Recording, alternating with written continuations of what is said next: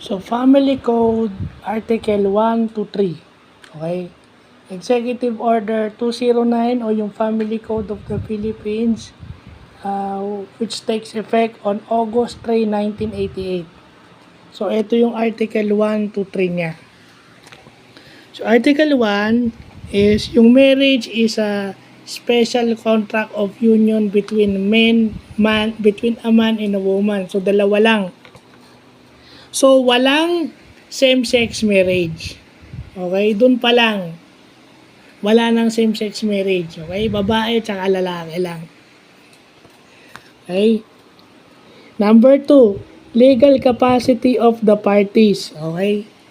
So, syempre, dapat 18 years old yon. Hindi minor ha. Ibig sabihin, 18 years old and above. Okay?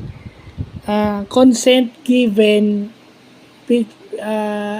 before the presence of a solemnizing officer. So, ibig sabihin, yung mga magulang, pinapayagan yung mga anak nila o kung sino man yung kamag-anak nung ikakasal, na ikasal sila. Sa presence nung nagkakasal, pare, pastor, imam, o rabay. Okay? Yung number 3, yung mga kinakailangan para ka ikasal. Authority of the solemnizing officer. So, ibig sabihin, may lisensya bang magkasal? O authorized bang magkasal yung magkakasal? Ibig sabihin, yung pare, talaga bang pare yan? Yung pastor, talaga bang may license magpastor yan? Okay? Dapat meron kayong marriage license. O yun, di ba sa Artikulo Mortis, di ba? Yung information na nasa marriage license, dapat sa gagawing affidavit ng solemnizing officer, kasi yung solemnizing officer ang magpapatunay na ang pangalan ng namatay ay nandun sa marriage certificate. Sabi natin kanina yan.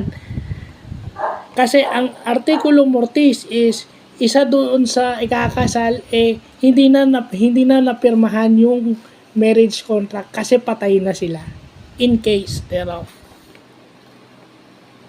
Okay? Napakadali naman, di ba? Para maging valid yung kasal, kailangan nasa presence ng solemnizing officer. Kumbaga, sumumpa kayo sa harapan ng pare na magmamahalan kayo at pananagutan nyo yung isa't isa bilang mag-asawa. So, ganun kadaling ikasal sa Pilipinas.